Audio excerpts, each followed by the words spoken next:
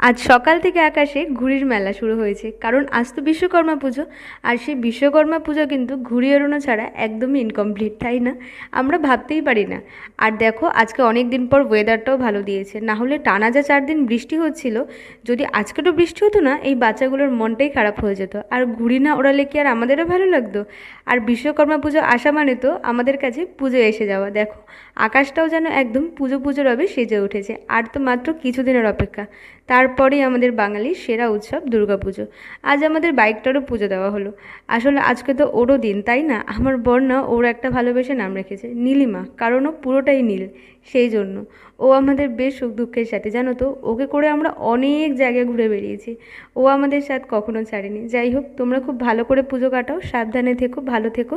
দেখা হচ্ছে তোমাদের সঙ্গে আবার নতুন কোনো একটা ভিডিওতে। আজ তাহলে আসি, টাটা।